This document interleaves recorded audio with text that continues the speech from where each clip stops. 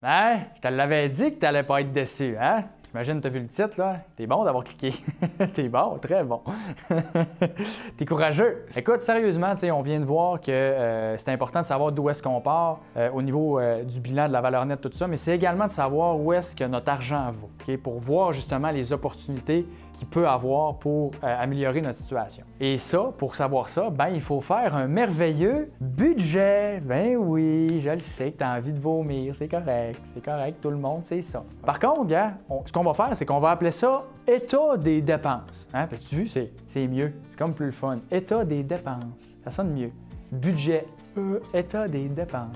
Fait qu'on va faire un état des dépenses qui n'est pas un budget, puis je vais te le montrer de la façon la plus simple possible, OK? Pour pas que tu te casses la tête, puis que ce soit presque, OK? Presque sympathique. Encore une fois, je vais le faire avec toi, étape par étape, puis tout ce que tu as à faire, c'est de le faire chez vous. Hein? Fait que, comme je te dis, paye suppose, prends le temps de le faire comme il faut, c'est important, puis après ça, tu vas avoir la paix, ça va être fait. Donc, dans ton état des dépenses, hein, tu vas faire une section qui s'appelle dépenses fixes. Et dans cette section-là, tu vas ajouter tout ce que je vais te dire là. Donc, hypothèque / logement si tu es locataire, des dettes, prêt auto, prêt étudiant, carte de crédit, marge de crédit, les meubles, n'importe quel financement, on ajoute ça aussi. L'épicerie, les taxes, les assurances, assurance maison, auto, vie, invalidité, maladie grave, l'essence, l'hydro et tout dépense que c'est sûr que ça passe dans ton compte. Mettons que tu es enfermé dans ton sous-sol, c'est sûr que ça va passer pareil parce que c'est une dépense fixe, ça n'a pas le choix. Ensuite de ça,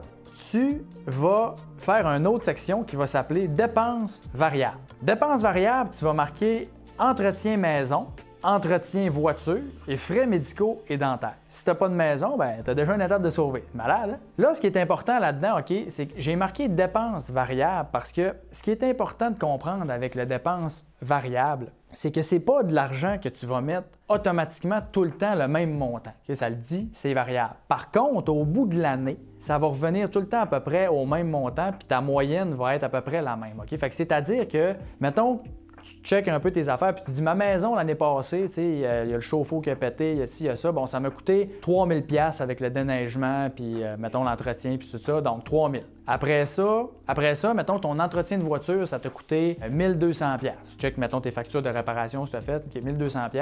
Puis après ça, tes frais médicaux et dentaires, ça t'a coûté mettons 1000 $ aussi. Tu vas diviser ça par mois, fait que 250, après ça plus 100 plus 100, fait que ça fait, mettons, 450 $ que ça, tu vas aller ajouter à ta section dépenses fixes. Alors, je le sais que c'est pas fixe, puis ça ne te coûtera pas 450 $ à chaque mois, mais à la fin de l'année, quand ça va te coûter 1000 $ one shot parce que ton char a pété ou 2000 $ parce que ton chauffe-eau dans la maison il est fini, bien, tu vas l'avoir dans ce compte-là. Tu n'auras pas de mauvaise surprise, tu ne seras pas obligé de t'endetter, puis tu n'auras pas pensé que tu étais plus riche que ce que tu étais. Puis ça, c'est la portion la plus importante quasiment de l'état des dépenses à faire parce que les gens, ils sous-estiment les dépenses variables. Puis ils oublient que ça va leur coûter 3, 4, 5, 6 000 par année dans ces dépenses-là. Puis là, bien, ils le dépensent, cet argent-là, mais quand ça arrive, bien là, ils sont obligés de s'endetter. Fait que ça, bien important de le faire. Et finalement, tu vas faire une dernière section qui va être la section loisirs. Tout ce qui est ton fun dans ta vie, le resto, les activités avec tes chums, les sorties, Netflix, les jeux vidéo,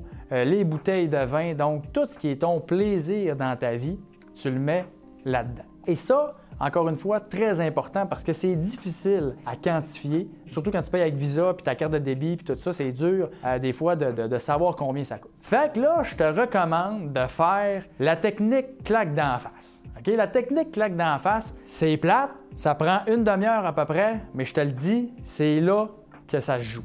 C'est vraiment, vraiment important de le faire, surtout si tu as de la misère à savoir où c'est qu'elle s'en va ton argent, puis que tu es comme, voyons, je gagne de l'argent, j'ai des bons salaires, mais Colin, il me reste à rien. Si tu te dis ça, là, clairement, il faut que tu fasses la technique claque d'en face. OK? Fait que la technique, c'est quoi? C'est pas compliqué. Tu vas pogner 3 mois de relevé de carte de crédit, puis 3 mois de relevé de carte débit. Si, mettons, ça c'est si tu as juste une carte, mais si tu as 4 cartes de crédit, il faut que tu le fasses avec tes 4 cartes de crédit. Okay? Parce que dans le fond, il faut savoir où est-ce que l'argent va. OK? Fait que là, je vais te le faire simple. Mettons que tu as une carte débit, une carte de crédit, that's it.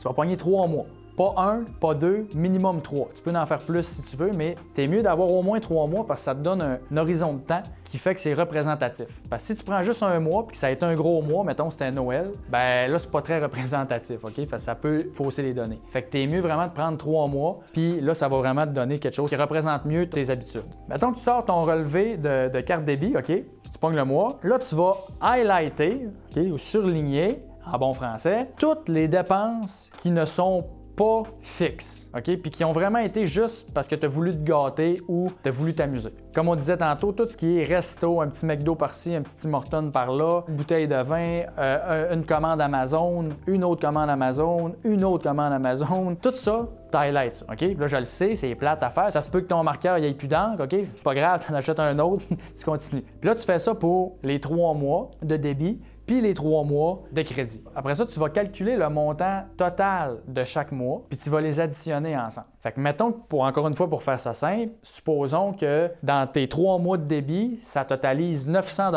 mais tu vas faire 900 $ divisé par 3, 300 $. Après ça, tu vas aller dans tes relevés de carte de crédit, tu vas les additionner, puis là, mettons que ça arrive aussi à 900 $, ça va faire diviser par 3, ça va faire 300 $. Fait que là, ça va te donner 300 plus 300. Tu additionnes ça ensemble, ça fait 600. Fait que là, tu peux considérer que tu dépenses 600 $ par mois dans des loisirs. Maintenant, dans ce 600 $-là, c'est là où souvent il y a du juice. Et c'est là où souvent tu es capable d'aller chercher de l'argent facilement. Parce que ce que je veux que tu identifies, c'est qu'est-ce qui t'apporte pas de valeur dans ta vie. Qu'est-ce que tu achètes que tu fais comme ça, là? Sérieux, je savais même pas que je dépensais autant là-dedans, puis ça m'ajoute pas vraiment de bonheur, puis même ça me met du stress parce que je suis pas capable de faire d'autres choses avec cet argent-là, puis je trouve ça plate de dépenser là-dedans. Fait que des fois, les gens, c'est des vêtements, des fois, c'est des restos à tous les jours, des petits, comme je disais, des petits cafés, des petits McDo, des ci que les gens font comme crime dans le fond. J'ai pas besoin de ça. Ça me donne rien. C'est là-dedans qu'il y a des opportunités. Après ça, tout ce qui est vraiment comme du bonheur pour toi, là, puis que ça t'ajoute vraiment de la valeur dans ta vie, ça, c'est pas là-dedans que tu coupes. Ça, tu le gardes, c'est bien correct, puis tu dépenses, puis let's go, puis garde-toi là-dedans. Dépense sans culpabilité. OK? Parfait. Tout ce qui est des dépenses, on va dire futiles, ça, là, c'est là-dedans qu'il faut que tu ailles. OK? Fait que là, mettons que dans notre exemple, la personne, elle a 300 $ par mois qu'elle identifie, qu'elle fait comme moi, ça m'amène pas grand-chose. Parfait. Maintenant, ce 300 $ par mois, ce que tu fais avec, tu vas aller le mettre complètement en haut de ton état des dépenses, qui n'est pas un budget, hein, n'oublie pas. Et tu vas appeler ça épargne/investissement. Pourquoi tu le mets en haut? L'humain, tu vas voir, c'est bien fait. Okay? Mettons qu'il est payé aux 2 semaines, puis qu'il se dit, ben moi, je mets 150 aux 2 semaines. Première chose que je fais quand ma paye rentre, là, 150 $ qui part. Qu'est-ce qui va arriver à la fin de l'année? Ben, il va avoir mis 300 $ par mois de côté pendant 12 mois. Puis si l'épargne est en bas de l'état des dépenses, qu'est-ce qui va arriver? Ben, c'est bizarre, Colin, il n'en restera plus. Eh oui. Puis là, le client va dire, ben voyons, j'ai pas d'argent. Ben non, c'est impossible pour moi d'épargner. Ben non, c'est impossible pour moi d'investir. Écoute, il me reste pas une scène. Ben non, j'en ai pas. Alors que s'il avait juste mis en haut, ben Colin, comme par magie, ça aurait fait. Ça, là, ce petit twist-là, c'est rien de compliqué, là, on s'entend. Juste ce petit twist-là, puis prendre le temps de faire comme il faut tes loisirs puis tout, là. J'ai passé de clients qui considéraient pas être capables de mettre une scène de côté alors qu'ils gagnaient des salaires de 130, 140, 150 000 à, ils ont commencé avec 400 $ par mois, puis après ça, ils ont monté à 600, après ça à 800, puis après ça 1200 en dedans de 1 ou 2 ans. Puis avec exactement le même revenu puis la même affaire. Là. La seule chose qu'ils ont faite, c'est mettre les choses claires puis voir où est-ce qu'ils dépensaient dans des affaires qui donnaient rien. Puis ils ont juste pris cet argent-là puis ils l'ont mis de côté. That's it. Fait que je te le dis, il y a beaucoup de choses que tu peux aller chercher, puis je suis sûr que tu sous-estimes tes dépenses futiles, puis tu es capable d'aller chercher de quoi là-dedans. OK? C'est pas compliqué, tu mets tes investissements en haut. Ensuite de ça, tu mets 10 % minimum de ta paye dans l'idéal. Si tu n'es pas capable de commencer avec 10, commence avec ce que tu es capable, mais l'idéal à viser, c'est minimum 10 %. Si tu veux être indépendant financièrement plus rapidement, bien clairement qu'il va falloir que tu mettes plus que ça. Mais mettons que si tout le monde dans la vie mettait 10 % de leur salaire de côté brut, donc avant impôt, OK, le salaire avant impôt, fait que si tu gagnes 100 000, tu mets 10 000. Si tout le monde faisait ça, clairement que ça serait déjà beaucoup mieux. Le minimum à viser, 10 %, puis après ça, selon tes objectifs, bien, tu peux en mettre plus. Et dernier point qui est extrêmement important, automatise tes prélèvements. Rends-toi ça le plus simple possible, il faut que tu n'aies rien à faire. Si tu veux prendre ta santé en main et tu te dis, moi, il ne faut plus que je mange de chips, le meilleur moyen, c'est de ne pas en acheter. Comme ça, tu es sûr que tu n'es pas tenté d'aller manger des chips. Fait que le meilleur moyen d'investir, c'est qu'aussitôt que ta paye rentre, tu fais partir un montant. Comme ça, tu n'es pas tenté de le dépenser puis qu'il se perd dans la brume. OK?